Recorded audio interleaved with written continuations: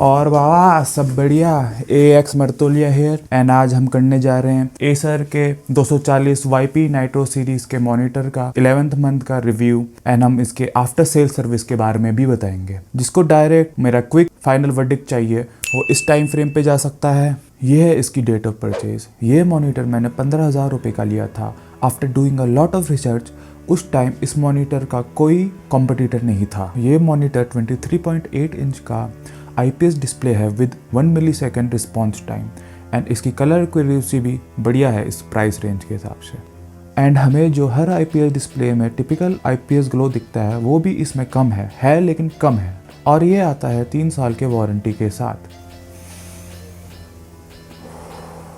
परंतु ये अच्छा तब है अगर मिनिमम 2 साल चले, वरना तो ये बिल्कुल 2 कौड़ी का मॉनिटर है। 15,000 रुपये देने के बाद भी ये मॉनिटर बस 11 महीने ही चला। मैंने इसका मुश्किल से 100 से 150 घंटे के बीच का यूसेज ही किया होगा क्योंकि मुझे बीच बीच में काम पड़ जाता था। अब आप बाबा लोग सोच रहे होंगे कि इसकी तो 3 साल की वारंटी है, इसका पैनल तो रिप्लेस हो गया होगा, लेकिन नहीं बाबा, अब होती है कहानी यहाँ से शुरू कि why I am making this video. #कोट इतना दर्द तो AMD वालों ने इंटेल वालों को नहीं दिया होगा। इतना दर्द तो AMD वालों ने इंटेल वालों को नहीं दिया होगा जितना ये एसर के 2 कौड़ी के मॉनिटर ने मुझे दे दिया।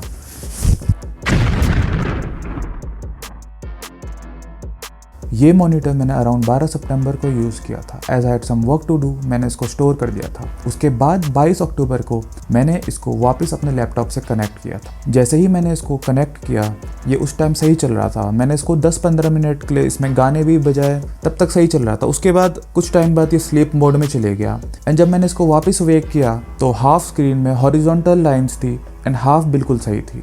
I was confused. तो एज अ नॉर्मल गाय मैंने गूगल किया एंड गूगल में मुझे इसका सोल्यूशन ये मिला कि जो इसकी HDMI केबल होती है मॉनिटर की, ये कभी कभी लूज़ हो गई होती है तो उसके वजह से हॉरिजॉन्टल ब्लैक लाइंस आ जाती है। बट जैसे ही मैंने HDMI केबल को वापस रिकनेक्ट किया अपने लैपटॉप के साथ, वो और घटिया हो गई सिचुएशन। इस बार डायगोनली आधे स्क्रीन में पिंक टिंट आ रहा था और डायगोनली आधे स्क्रीन में पर्पल टिंट आ रहा था। मुझे कुछ समझ ही नहीं आया। सो मैंने अपना लैपटॉप 15-20 मिनट के लिए शट डाउन कर दिया एंड जैसे ही मैंने अपना मॉनिटर स्टार्ट किया, इस बार मॉनिटर के सारे पिक्सल्स डिस्को लाइट करने लग गए एंड नीचे लेफ्ट साइड कॉर्नर में एक बड़ा सा ब्लैक डॉट सा बन गया। स्टार्टिंग में मुझे लगा वो जो ब्लैक डॉट है वो गंदगी होगी, तो मैंने उसको अपने हल्के फिंगर से साफ़ करने की कोशिश की।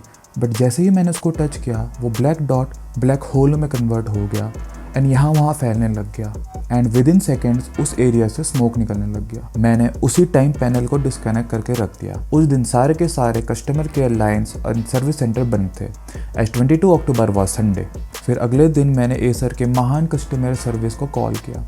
उन्होंने मुझे बताया जो ब्लैक स्क्रीन होती है मॉनिटर की वो वारंटी पे कवर नहीं होती, बट वो चार्जेबल बेसिस पे सही हो जाएगी क्योंकि वो वारंटी से पहले ख़राब हो गया था। फिर उन्होंने मुझे अपने देहरादून के सर्विस सेंटर का एड्रेस दिया जो कि था गलत। उन्होंने एड्रेस दिया था अली प्लाजा कांवली रोड। ये मुझे वहाँ जाके पता चला कि वो कब का शिफ्ट हो गया एंड वो वहाँ से 10-12 किलोमीटर दूर THDC कॉलोनी इंद्रेस हॉस्पिटल के पास है।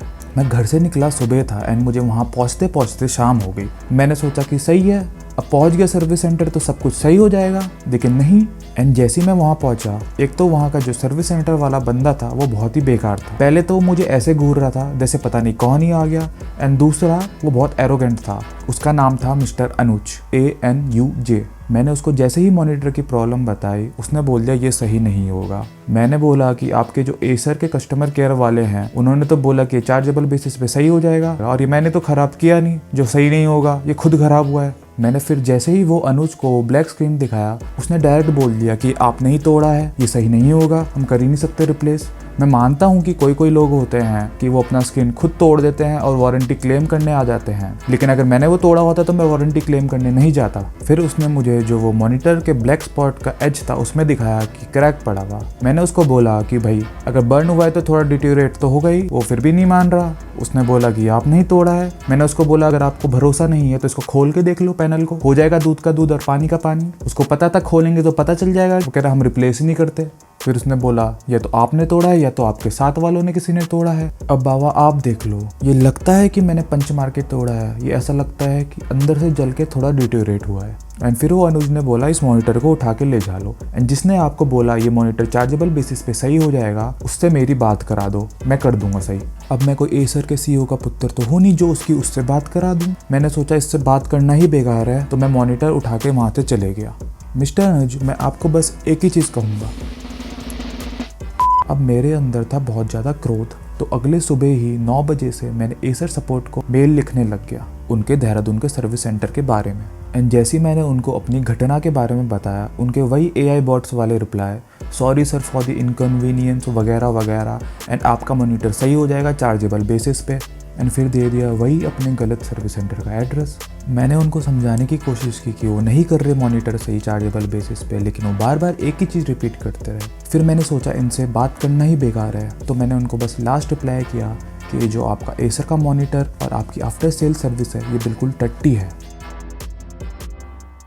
अब चाहे एसर कितनी भी बड़ी कंपनी हो, जो इनकी आफ्टर सेल सर्विस है ये बिल्कुल ही टट्टी है, और जो इनके सर्विस सेंटर एम्प्लॉयज़ और जो इनका मॉनिटर है ये और भी ज़्यादा गया गुजरा है।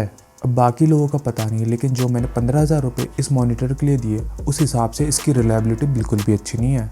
एंड अब मैं एसर वालों का प्रोडक्ट कभी भी गलती से भी नहीं लूँगा जब तक कि कोई सब्स्टिट्यूट अवेलेबल है। एंड बाबा, मैं आप लोगों को भी यही रिकमेंड करूँगा कि डोंट बाय एसर प्रोडक्ट्स जब तक कि कोई सब्स्टिट्यूट अवेलेबल है, क्योंकि इनकी आफ्टर सेल सर्विस बिल्कुल ही टट्टी है और जो इनकी ड्यूरेबिलिटी है वो बिल्कुल ही भगवान भरोसे है।